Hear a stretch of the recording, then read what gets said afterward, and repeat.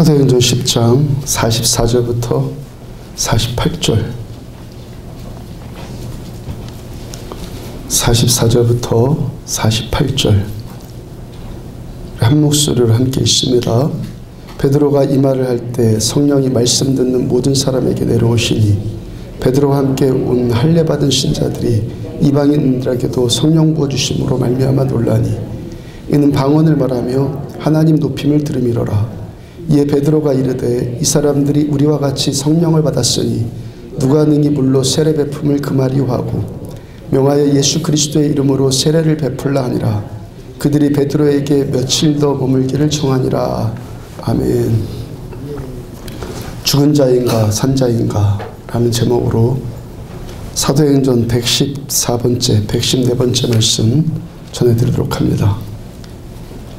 중국 역사에서 기원전 약 770년부터 403년까지 BC 770년부터 403년까지가 전란시대였고 이 시대를 춘추시대라고 하죠.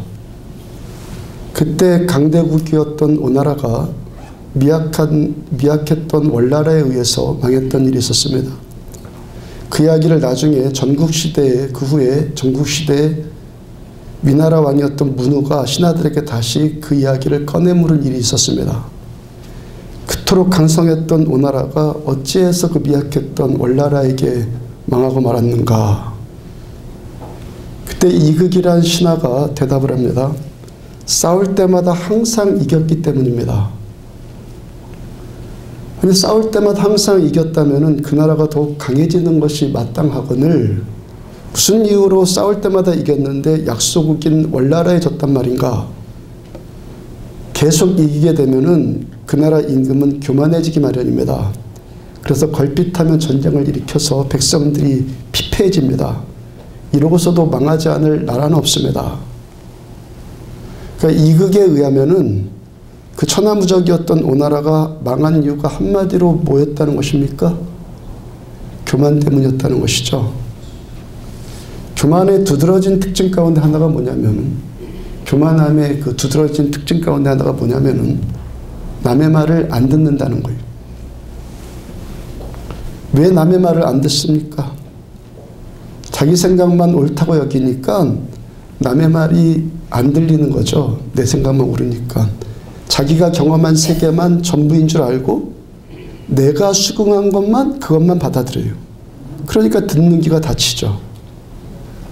그러므로 남의 말에 귀막고 사는 사람이 넘어지지 않는다면 그것이 도리어 이상한 일이라는 거예요. 그 오나라 왕 주변에 왕이시여 이 전쟁은 해야 할 필요가 없겠습니다. 그런 불필요한 전쟁들은 삼가야 됩니다. 이런 충언을 한 신하들이 분명히 있었을 것 아니겠어요?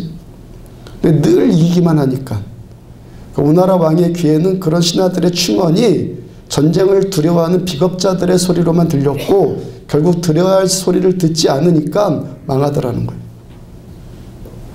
세상에는요. 듣지 말아야 될 소리도 안 들어야 될 소리도 허다하기 때문에 우리가 아무 말이나 다 듣고 살 수 있는 문제는 아니죠. 그러니까 우리가 들어야 될 소리, 안 들어야 될 소리를 분별하는 것, 이걸 가지고 뭐라고 합니까? 지혜라고 해요. 들어야 될 소리, 안 들어야 될 소리를 분별하는 것은 지혜라고 합니다. 그 다음에 들어야 할 소리를 듣는 것, 그건 또 뭐라고 합니까? 겸손. 들어야 할 소리를 듣는 것은 겸손이에요.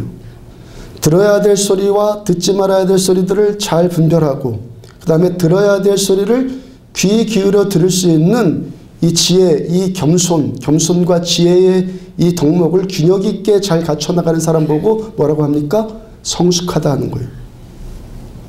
들어야 할 소리 가려듣고 들어야 할 소리라면 또 마땅히 겸손하게 듣는 사람, 이 균형이 잘 이루어지는 사람 보고 성숙하다 하는 거예요. 하나님의 말씀 당연히 들어야 될 소리 아닙니까? 어떤 사람이 하나님의 말씀이 이 시간에도 귀에 쏙쏙 들어온다는 거예요? 겸손한 사람이. 겸손해야지 들리는 거예요. 잠언 18장 12절 사람의 마음의 교만은 멸망의 선봉이요 겸손은 존귀의 앞잡이니라. 야고보서 4장 6절 중간 하나님이 교만한 자를 물리치시고 겸손한 자에게 은혜를 주신다 하였느니라. 존귀, 은혜와 존귀의 앞잡이가 뭐라는 거예요? 겸손. 교만하면 하나님 앞에 내침당해요. 성경 말씀이요. 교만한 사람은 은혜가 그쳐요. 멸망당합니다. 겸손해서 하나님의 말씀을 듣는 사람이 하나님의 은혜를 받게 되고 그 삶이 존귀해지게 되는 줄로 믿습니다. 존귀해지고 싶으면 겸손하면 된다는 거예요. 남의 말 들을 때 너무 빨리 속단하는 사람들 있잖아요. 너무 빨리 그냥 들으면서 중간에 속단해버려요. 다 들어버려요. 속으로 혼자서. 좀 천천히 들으시란 말이에요. 더 할 말 없어? 이럴 때까지 좀 들어요. 근데 많은 사람들이 듣는 가운데 이미 다 판단해버리죠. 그러니까 되게 똑똑한 여자들이 남편의 사랑을 못 받는 거예요. 너무 똑똑하니까 듣기 전에 다 들어버려요. 그나마 좀 참고 있으면 좀 괜찮을 텐데, 알아도 좀 참으면 괜찮을 텐데 꼭 또 미리 말하거든요. 야, 내가 당신 뱃속에 이미 들어갔다 나왔는데 그걸 모르겠어? 그러니까 내 말 내가 다 들었으니까 이제부터 당신 내 말 좀 들어봐요. 그래요.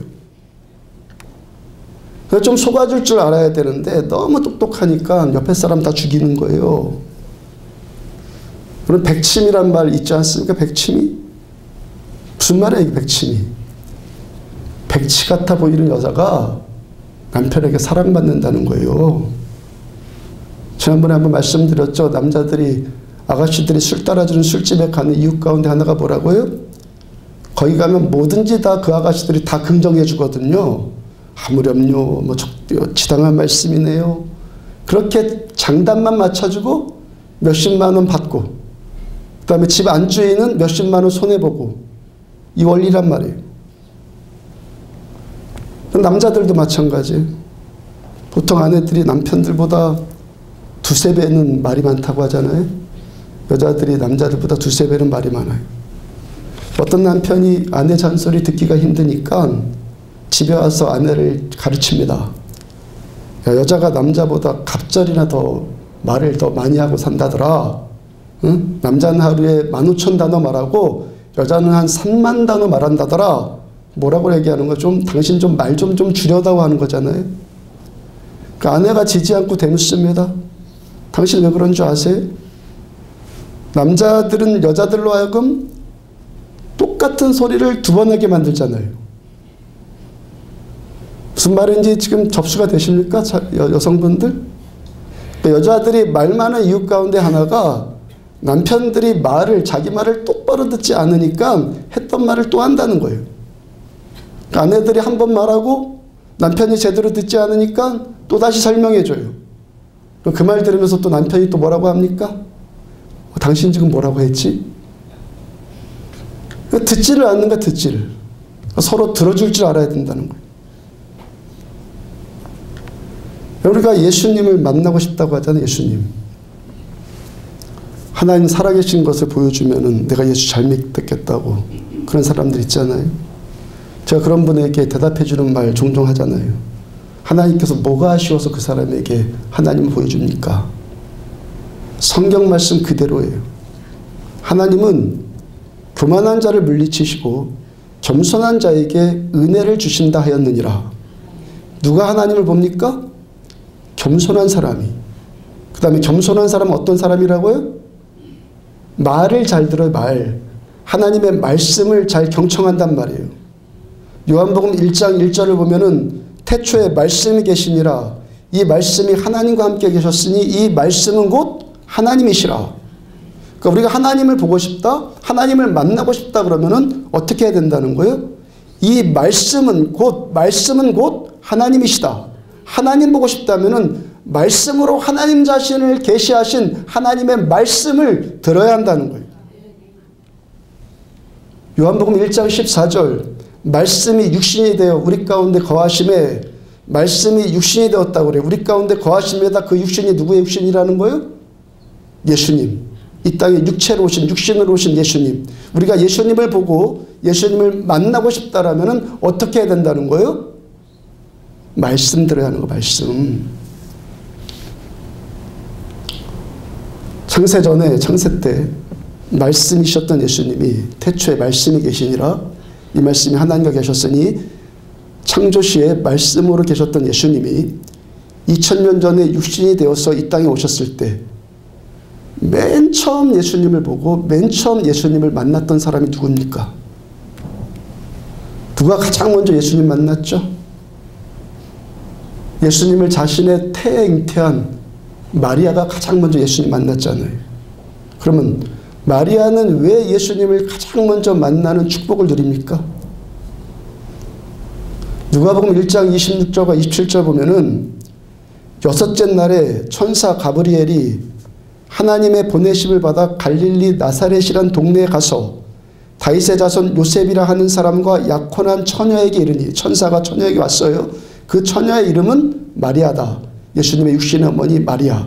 그 다음 31절 보라 천사가 하는 말이야. 보라 네가 잉태하여 아들을 낳으리니 그 이름을 예수라 하라.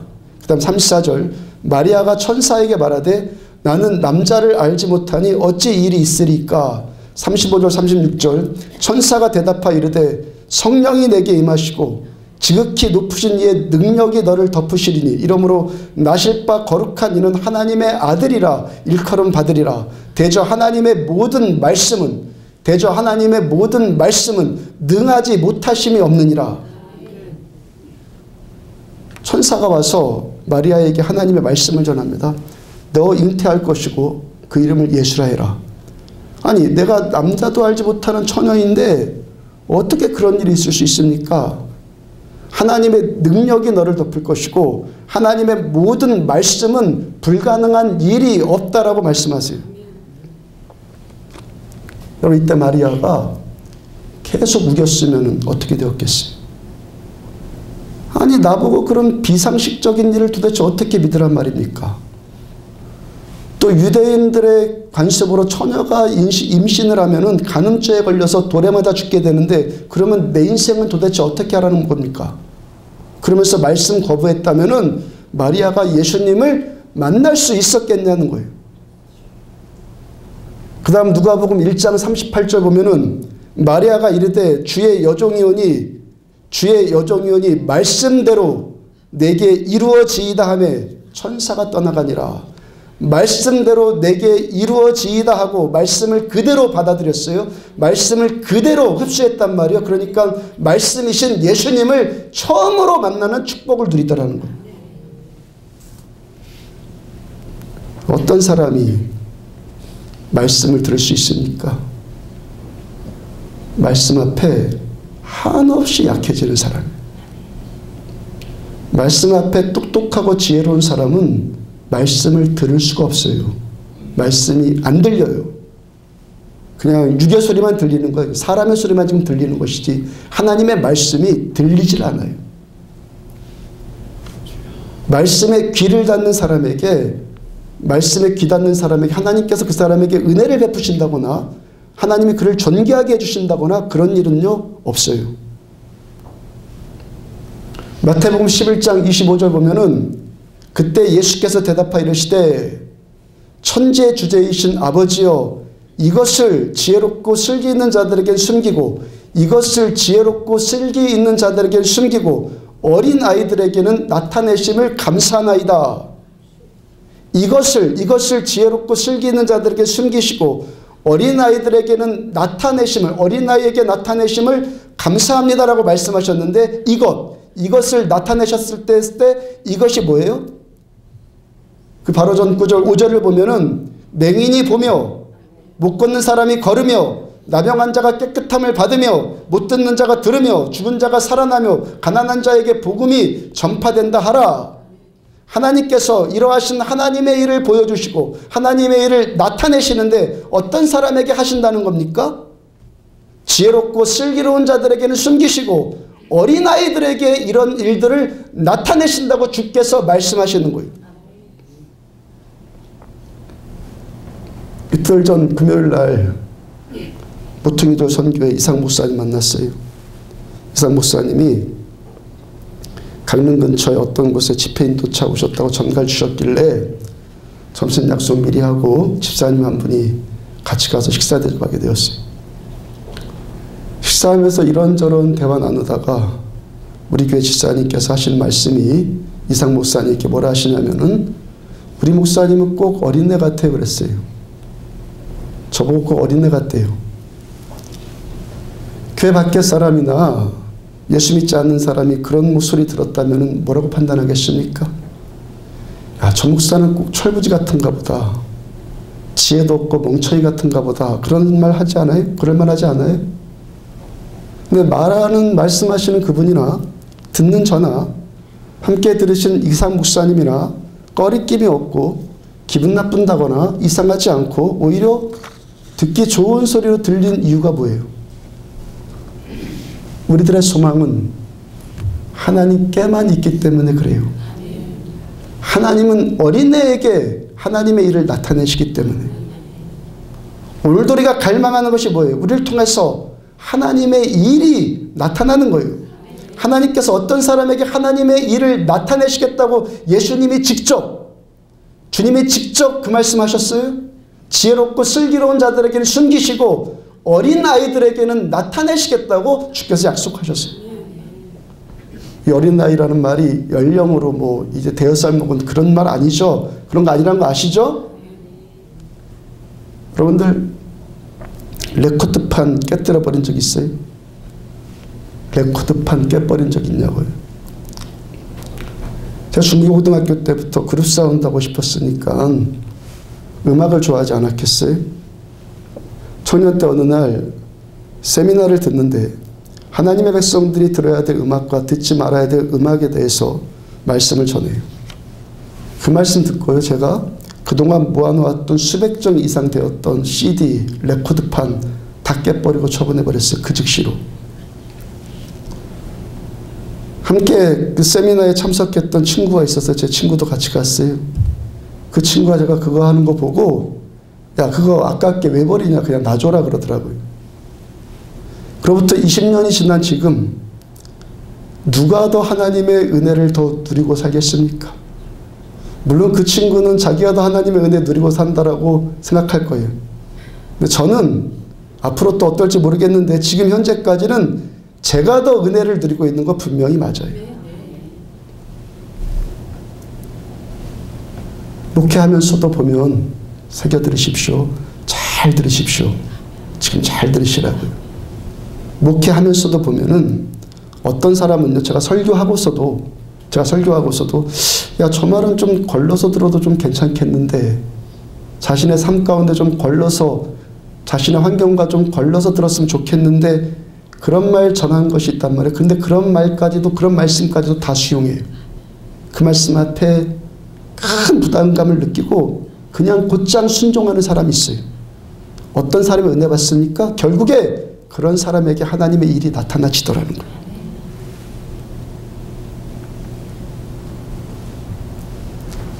새기십시오. 목사가 말씀 전하면서도 이 말씀은 좀 걸러서 들을만 한데도 하는데도 그거 그대로 받아들이고 부담감을 느끼고 그대로 그냥 순종해버려요. 보면요, 대부분, 아니 100% 그 사람이 은혜 받아요. 아멘? 아멘입니까? 하나님 보기 원한다면서요? 하나님 만나기 원하신다면서요? 마리아가 말씀 앞에 지금 한없이 뭐가 되고 있어요? 지금 어린애 되잖아요.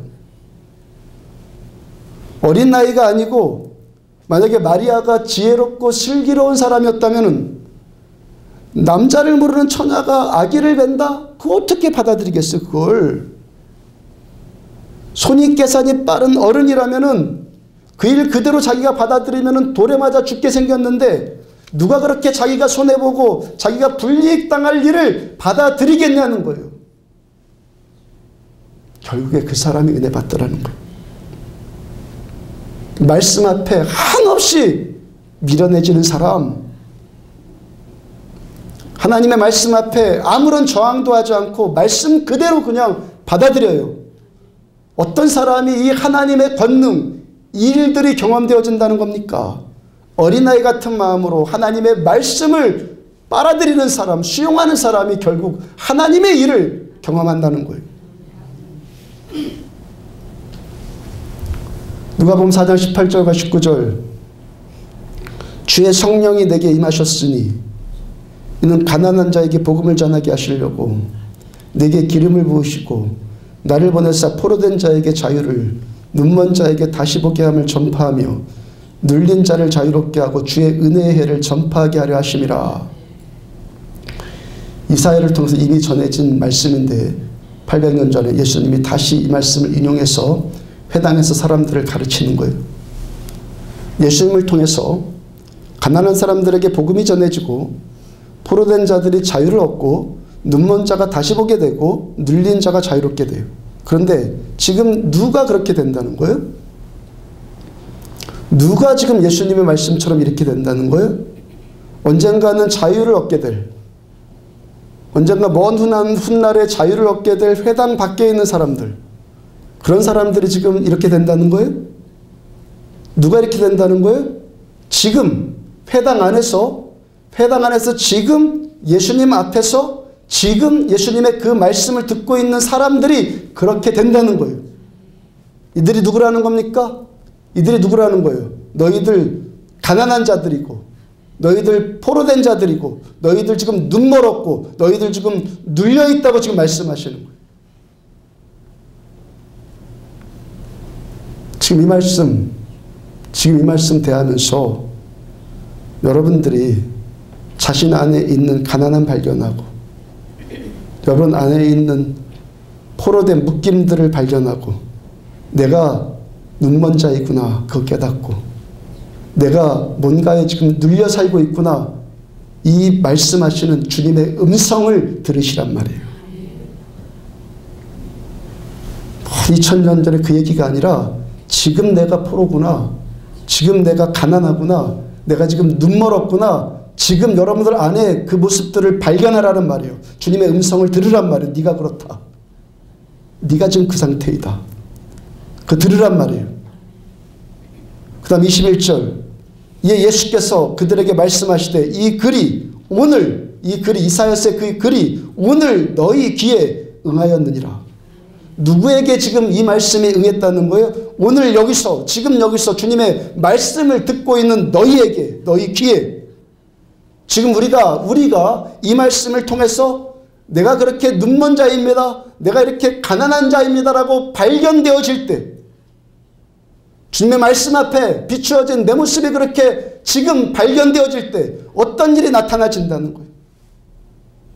나의 가난함이 부요함이 되고 내가 묶이고 포로된 것들이 자유함이 되고 내가 눈멀었던 것들이 다시 보게 되는 눈이 띄어지는 역사들이 나타나진다는 거예요.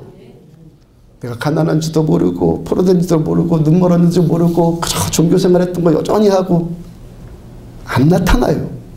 지금 나에게 하시는 말씀으로 들려야 한다는 거예요. 여러분 지금 이 말씀이요 어떤 지식이나 정보를 얻기 위함입니까? 새로운 통찰을 얻고 어떤 깨달음을 얻고 어떤 지식을 습득하기 위함입니까? 그런 것은요 세상 지식이나 세상 강연을 들을 때 그렇게 하는 것이고 영적인 지식은 영적인 방법으로 받아들여야 돼요. 영적인 것은 영적인 방식으로 받아들여야 된단 말이에요. 인도네시아에서 활약했던 옥타비아누스라고 하는 유명한 부흥사가 있어요. 어느 날 부흥회를 하고 났는데 어떤 교수님 오시더니 당신은 성경이 하나님의 말씀이라고 하고 그렇다고 하는데 내가 지금껏 읽어보니까 성경은 역사서입디다. 이스라엘의 역사를 기록한 옛날 이야기에 불과합디다. 그래요? 지금까지 당신 몇 번이나 성경을 읽어봤습니까? 한 10번 정도 읽어봤습니다. 그럼 좋습니다. 그렇다면 오늘 저녁에는 이러한 방식으로 당신 성경 한번 읽어보십시오. 이 성경을 당신의 머리 위에 얹어놓고 하나님 제가 이 말씀을 믿습니다. 하나님 이 기록된 말씀을 통해서 오늘 저에게 하나님의 말씀을 들려주기를 원합니다. 라고 기도하고 읽어보십시오. 그리고 일러서 보냈어요. 그 다음날 이 사람이 다시 왔는데 눈이 새빨갛게 충혈돼서 왔어요. 성경을 10번 읽었는데도 그저 이스라엘 역사책으로만 보였는데 하나님의 음성, 지금 나에게 말씀해 주신 하나님의 말씀으로 듣고 싶어하는 열망을 갖고 기도하고 읽으니까 정말 하나님의 말씀으로 들려오더라는 거예요. 성령께서 이 사람을 감동시키니까 구구절절 한 단어 한 단어들이 하나님의 말씀으로 들려오는데 한 절 한 절이 너무 귀하니까 밤새 그 말씀 읽느라고 눈이 새빨갛게 돼갖고 왔어요. 신학자 칼바르트가 이런 말을 했어요. 하나님의 말씀이 성경 안에서 우리를 기다리신다. 우리가 성경을 읽으면요, 하나님의 말씀이 우리들에게 하나님의 말씀을 주시기 위해서 우리를 기다리고 계신다는 거예요. 여러분, 우리가 성경을 읽어요? 우리가 성경을 읽지만 내가 성경을 읽는 것이 아니라 하나님의 말씀 성경이 여러분들을 읽도록 하십시오. 말씀이 나를 읽도록 하란 말이에요. 네가 가난하다, 네가 지금 포로되었다, 네가 눈 멀었다, 하나님의 말씀이 나를 읽게 하란 말이에요. 이 시간도 우리가 어떤 정보나 통찰이나 깨달음이나 새로운 지식이나 뭐 감동적인 예화나 그런 것 얻으려는 것이 아니라 하나님의 말씀을 하나님의 말씀으로 들으려고 할 때 이 말씀이 우리들 자신 안에서 나를 변화시키는 능력이 되는 거예요. 소망교회 원로이신 곽선희 목사님이 유대인들이 예배드리는 회당에 가서 예배드릴 기회가 있었다고 그래요. 회당에 가서 예배드릴 기회가 있었다고 그래요. 회당에 들어서는데 거기 있는 어떤 사람이 앞에서 안내하는 사람이 목사님께 주의를 주기를 노트에다가 뭔가를 적는 행위를 하지 마십시오. 그러더라는 거예요. 목사님이 궁금해서 그 이유를 또 물어봤어요. 우리는 여기에 지금 회당 안에 공부하거나 지식을 습득하기 위해서 들어온 것 아닙니다. 우리는 하나님을 예배하기 위해서 여기에 왔습니다. 우리는 여기서 하나님을 예배하면서 하나님의 말씀을 듣기 위해서 왔습니다. 목사님이 그때 충격을 받았다고 그래요.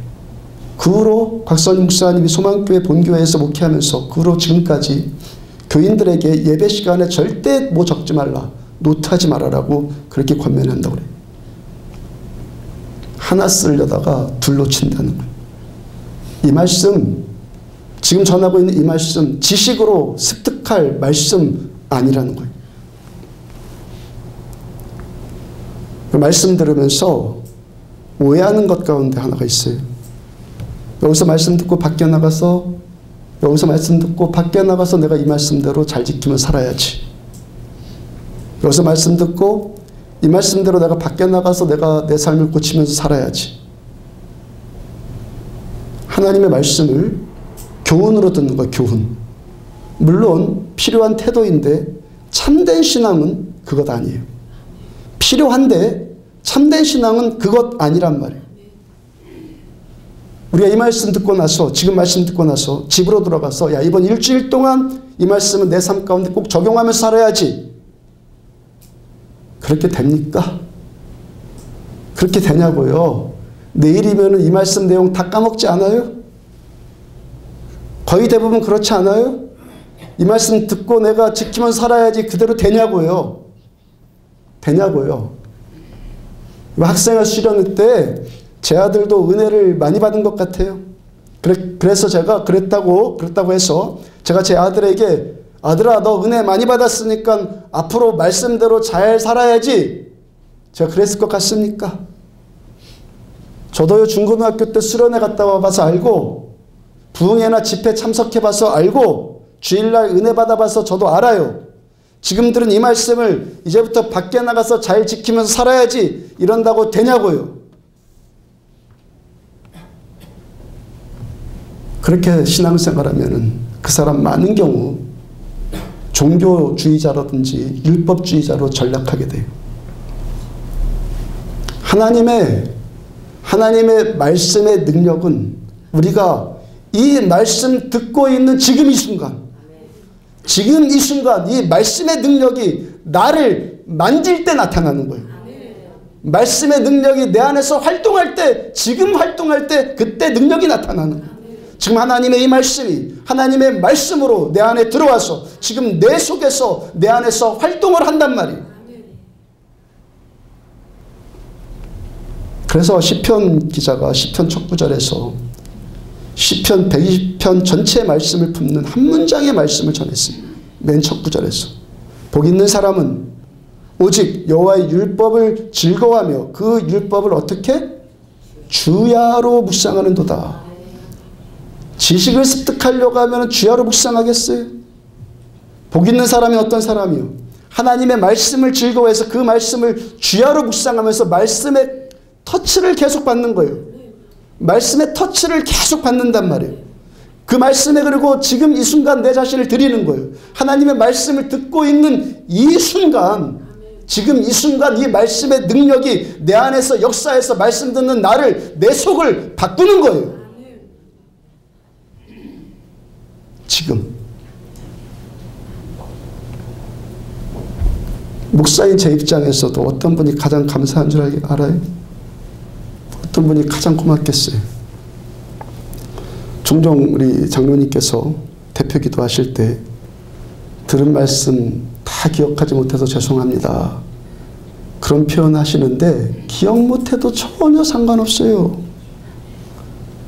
오히려 기억 못해서 제게 감사란 말이요.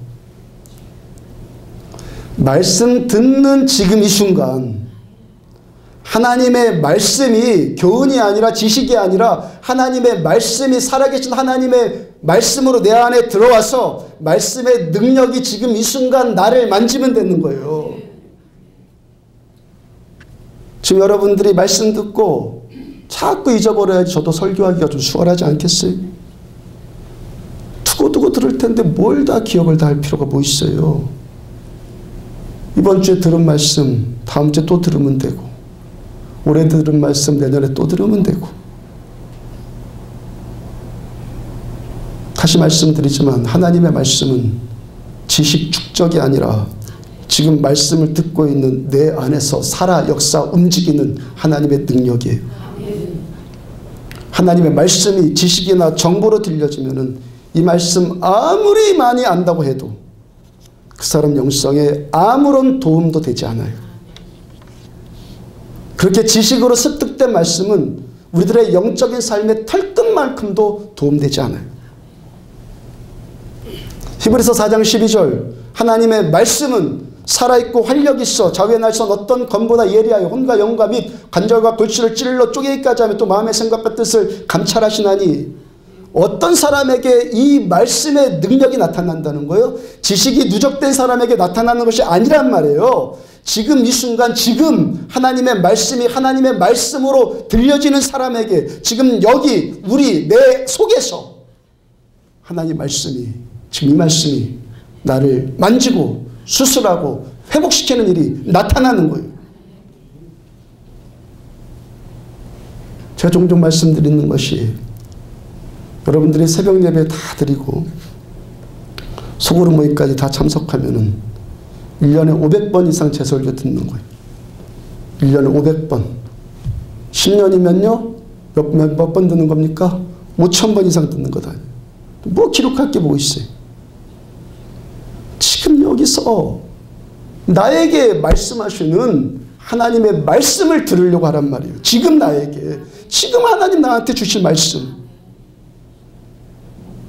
나의 지금 나의 가난함을 지적하고 나의 병든 모습을 지적하고 나의 포로된 모습, 나의 묶여있는 모습, 내가 지금 눈멀어 있는 그 상태를 지적하시는 하나님의 음성을 들으십시오.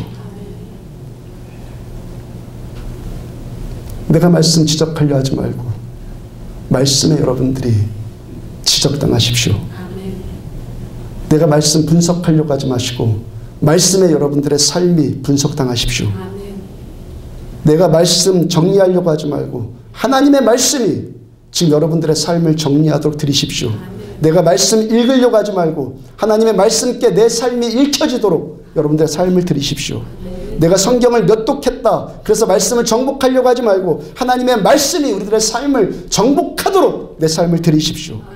지금 듣고 있는 이 말씀이 내 생각과 같은지 안 같은지 그런 거 따질 것이 아니라 이 말씀이 지금 나에게 무슨 말씀을 하시는가 그거 들으란 말이에요. 종종 말씀드리지만 하나님의 말씀은 내 생각 지지해 주거나 내 입장 배려해 주기 위해서 말씀이 있는 것 아니에요. 내 입장과 내 생각이 오히려 하나님의 말씀에 복종당하십시오. 하나님은 우리 비위에 맞춰서 말씀 주시는 분 아니에요. 하나님은 하나님의 마음대로 말씀 전하시는 분이에요. 내가 하나님의 비위에 맞춰져야 되는 거예요. 가르치는 위치에 있는 분들 이 말씀 다른 데 써먹기 위해서 듣지 마십시오. 우리가 어떠한 방식으로든지 말씀을 이용하려고 하면은 말씀은 나에게 말씀하지 않아요. 하나님은 성령님은 예민하신 분이에요. 다 아셔요. 말씀 이용하려고 하면은 말씀은 나에게 말씀하지 않아요. 제가 최근에 소그룹 모임에서 목사의 타락에 대해서 잠깐 언급해 드린 적이 있어요. 제가 보니까 보편적으로예요. 다 그렇다는 건 아니고 보편적으로 목사님들이 언제 하나님 보시기에 언제가 가장 좋은 상태이겠는가 저의 깨달음이에요. 다 그렇다는 거 아니고 제가 생각 들었다는 거예요. 처음 시작할 때더라고요. 처음 시작할 때. 여러분들도 그렇지 않겠어요? 처음 시작하니까요. 이 초짜니까 얼마나 미숙해요. 투박해요. 아직까지도요. 옛날 성품 남아가지고 유괴 성품 남아갖고 그것과 싸우느라고 쩔쩔매고 그런 모습들 분명히 있어요. 근데 많은 경우가 하나님 보시기에는 그때가 가장 좋아 보이더라는 거예요. 겸손하니까. 목사의 타락은 변절이더라고요. 변질. 어떻게 변질되는 거냐면은 점점 하나님을 이용하려고 하는 자세가 돼요. 하나님을 이용해요. 처음에 헌신할 때 뭐라고 합니까? 이사야같이 하나님 제가 여기 있습니다. 저를 써주옵소서. 근데 점점 하나님 제가 여기 있습니다. 하나님 저를 위해 써주심 당하옵소서. 겉으로 보면 사람 보기에는 더 세련되었죠. 설교도 훨씬 더 잘하고 모양새도 괜찮아지고 점점 경건의 모양도 나타나는 것 같고 그런데 그 속은 하나님을 이용하려고 그래요. 하나님의 말씀을 자기 이익거리로 삼으려고 그래요.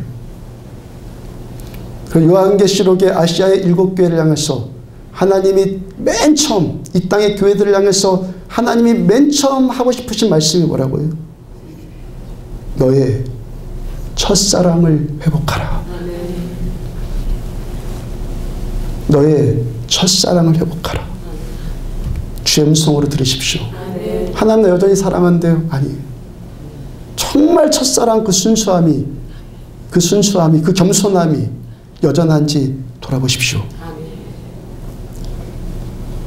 사람 보기에는 조금 투박하고 어리숙해 보이고 경건의 모양은 좀 안 나타날지라도 살아계신 하나님께서는 우리 중심을 보세요. 제가 작년에 우리 교회 매일 중보기도 모임을 중단시킨 이유 가운데 하나가 이거예요. 제가 여러분들에게 큐티를 잘못 가르쳐줬다는 생각 때문에 제가 여러분들에게 큐티를 충분히 가르쳐주지 못했다는 생각 때문에 제가 중단시켰어요. 여러분 하나님의 말씀은 1차적으로 내가 다른 사람에게 어떤 말을 하기 위해서 주어지는 것이 아니에요. 하나님의 말씀은 나에게 주어져요. 나에게 말씀해 주시는 거예요. 계속 말씀드리는 것이 참된 신앙생활은 뭐라고요? 사람이 조금 잘해서 뭔가 되는 그거 아니란 말이에요. 사람이 좀 잘해서 뭔가 되는 것이 아니라 하나님이 여기 오셔서 하나님의 일을 나타내는 것이 참된 신앙생활이에요. 내가 잘 가르치고 내가 좀 설교 좀 잘하고 그래서 뭐가 되는 것 아니란 말이에요. 성령 하나님께서 저를 감동시키고 여러분들 각 사람의 심령 가운데 감동 주셔서 하나님의 말씀으로 들려오기 시작할 때 이 신앙이 살아있는 진짜 신앙인 거예요. 지식 몇 개 더 많이 한다? 그건요 죽은 신앙일 수도 있어요. 살아있는 신앙은 하나님의 말씀이 지금 이 순간 하나님의 말씀으로 들려올 때 그걸 보고 살아있는 신앙이다 하는 거예요. 곧 하나님의 말씀 앞에 철저하게 낮아져 있는 겸손한 심령. 그러므로 여러분들 말의 근원은 말하기의 근원은 겸손한 들음에서부터 시작이 되는 거예요. 내가 먼저 하나님의 말씀을 하나님의 말씀으로 내가 충분히 들을 때 그런 다음에 내가 말해야 될 때가 오는 거예요. 깨달아지시면 아멘. 충분히 내게 하나님의 말씀이 들어온 다음에 충분히 나부터가 하나님의 말씀에 젖어준 다음에 지식 몇 가지가 아니라 하나님의 말씀을 매일 주고받고 하나님의 터치를 받고 그런 삶에 젖어든 다음에 그 다음에 내가 말해야 될 때가 온단 말이에요. 내가 하나님의 말씀을 충분히 듣지 못하고 그냥 뭐 생각나는 대로 하고 싶은 대로 말 막 하면 되면 그게 아무리 옳은 말일지라도 고린도전서 13장 1절 같이 되는 거예요. 소리나는 구리와 울리는 꽹과리. 충분히 내가 듣지 못한 상태에서 말하면은 이 말은요 능력이나 권위는 잃어버리고 아무런 열매도 맺지 못하는 그냥 말뿐인 말. 이렇게 한번 예를 들어봐요. 주변에 고통 가운데 있는 사람이 있어요.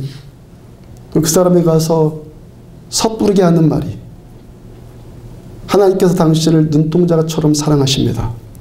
당신이 지금 철저하게 혼자인 것 같은데 지금도 역시 하나님은 당신과 함께 계십니다. 옳은 말이죠. 바른 말이죠. 착한 말이죠. 그런데 그 착한 말이 듣는 그 당사자에게는 도움이 되기보다는 오히려 진부하고 입 바른 소리가 될 수 있단 말이에요. 제발 저 입 좀 다물어 줬으면. 왜 그럽니까? 자신이 먼저, 내가 먼저 나 자신을 눈동자같이 사랑하신 하나님의 사랑에 내가 먼저 충분히 젖어 있어야죠. 지금 하나님께서 나와 함께 하신다는 이 사실이 내 뼛속 깊이 나부터 체험되어져야죠. 내가 먼저 하나님의 은혜의 말씀에 이 말씀에 깊이 잠기고 그 다음에 그 사람에게 이 말씀 전하면 상황은 완전히 달라져요. 왜 그렇습니까? 지금 내가 하고 있는 이 말은 내가 하는 말이 아니라 내 안에 계신 성령 하나님께서 말씀하시는 말씀이기 때문에 사람의 정보, 사람의 지식, 사람의 바른 말, 사람의 옳은 말 그런 것들은요 아무런 능력도 없는 거예요. 오직 하나님의 말씀만 능력이 있어요. 성령께 붙들린 이 말씀 똑같은 말씀인데 기록된 말씀인데 어떤 말씀은 하나님의 말씀이 될 수 있고 어떤 말씀은 그냥 문자가 될 수 있단 말이에요. 하나님께 내가 충분히 젖어 있을 때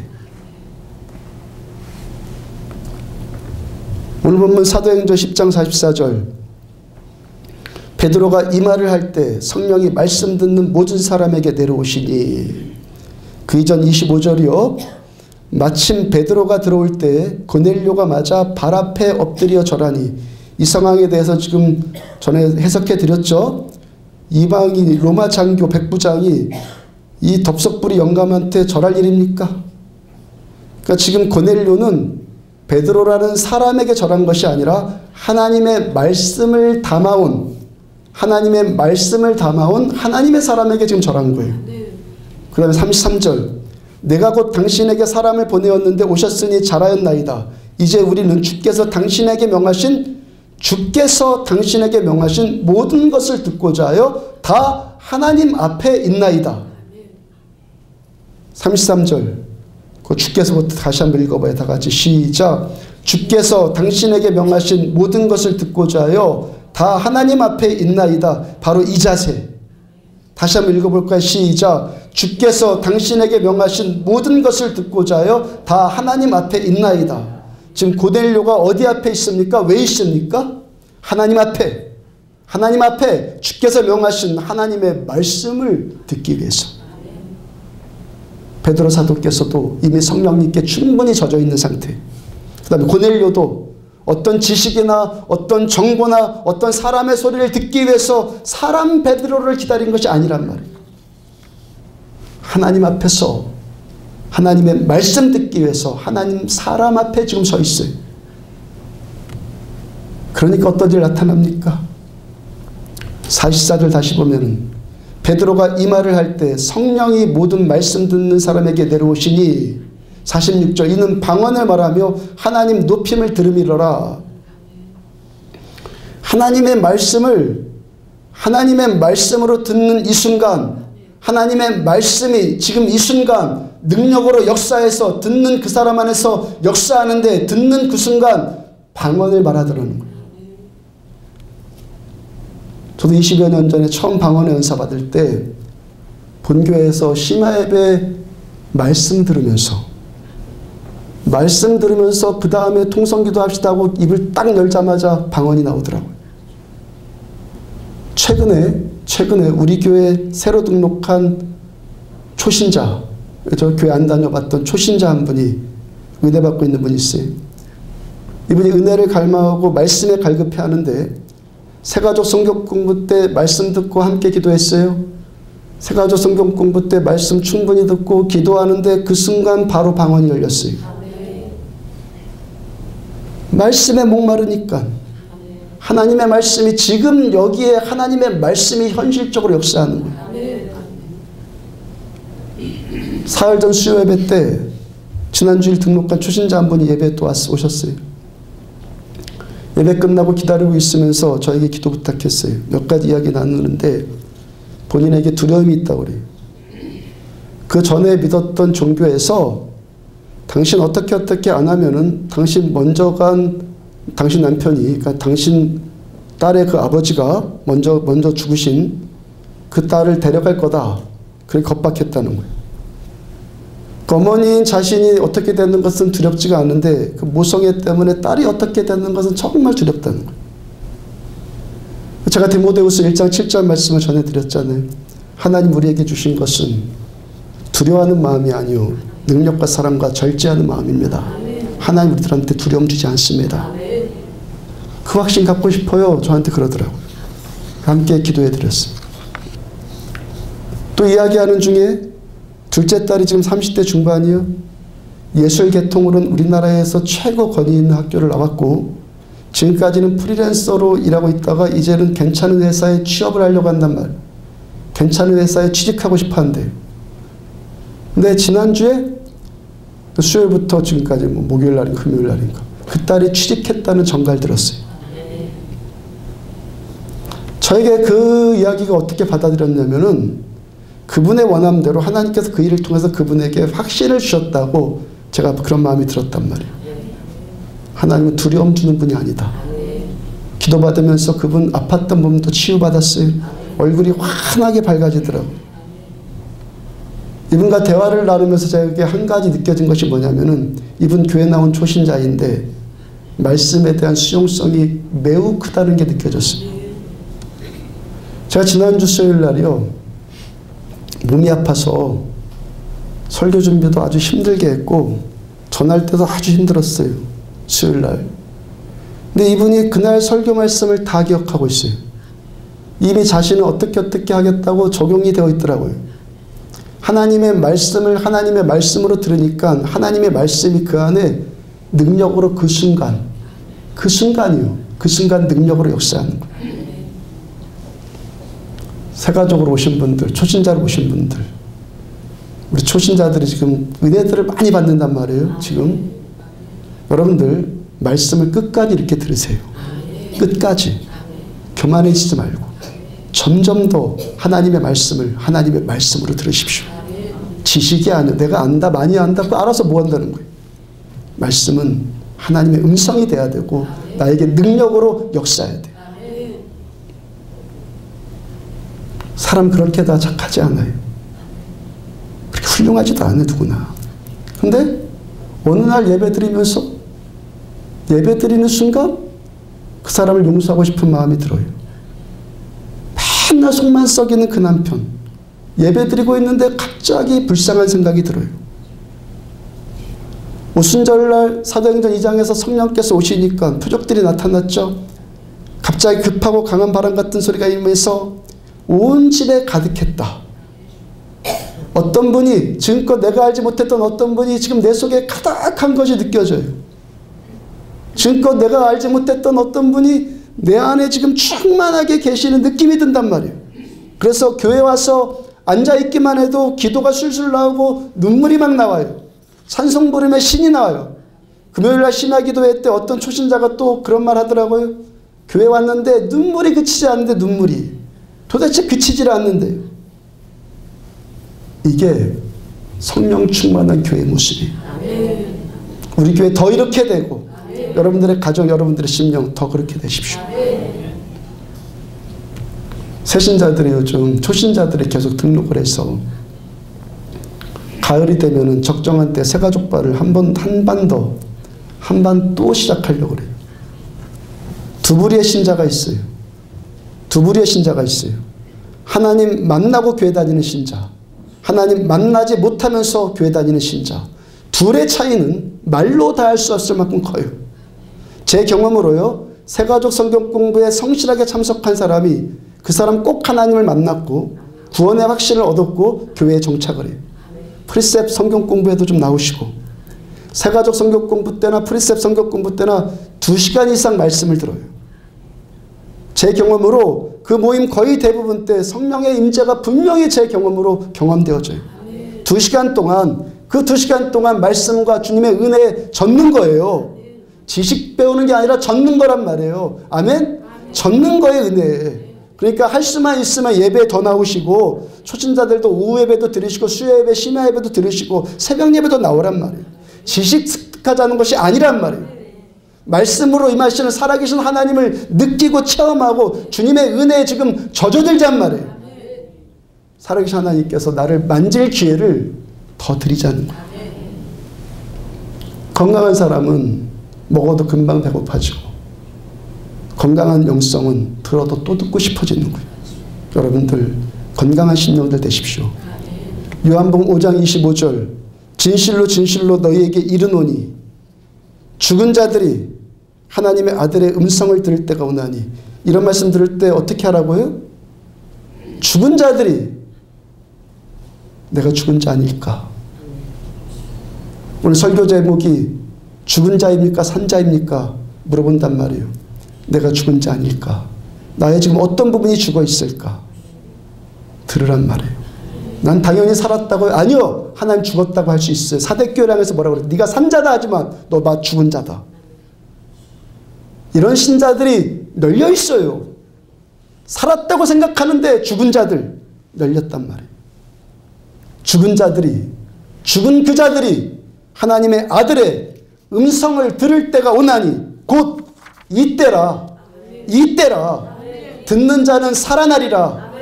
죽은 자들이 하나님의 아들의 음성을 들을 때가 오나니 곧 이때라. 누가 죽은 자라고요? 내가 죽은 자예요. 주님 보시기에 죽어있는 부분들이 우리가 얼마나 많아요. 우리가 지금 이 시간에도 내 안에서 죽어있는 부분들, 아니 나 전부가 다 죽었어요. 하나님의 말씀이 하나님의 말씀으로 안 들리니까 죽은 자예요. 죽은 자예요. 그 자는. 그 죽은 자가 하나님의 음성을 들을 때가 오는데 그때가 언제라고요? 곧 이때라. 언제? 지금. 지금 하나님의 말씀을 들을 때 그 듣는 자에게 성령께서 오시는 거예요. 하나님의 말씀을 하나님의 말씀으로 들을 때 그 사람에게 어떤 일이 나타난다고요? 듣는 자는 살아나리라. 하나님의 아들의 음성을 들을 때가 오나니 곧 이때라. 듣는 자는 살아나리라. 하나님의 말씀 한 단어도 허투루 있지 않아요. 죽은 자들, 누가 죽었다는 거예요? 우리가 죽었다는 거예요. 내 심령 교만해서 죽어있는 부분들 회개하고 겸손함으로 하나님의 말씀으로 들을 수 있는 귀가 되십시오. 하나님의 말씀으로 듣는 우리에게 성령께서 임하시고, 이 말씀 우리들의 삶 가운데 죽어있는 영역들, 아니 죽은 것 자체이진 나를 살리는 역사들, 하나님이 우리를 내 속에 오셔서 살리는 역사들이 나타나지기를 주의 이름으로 축복합니다. 일어서서 찬양합시다.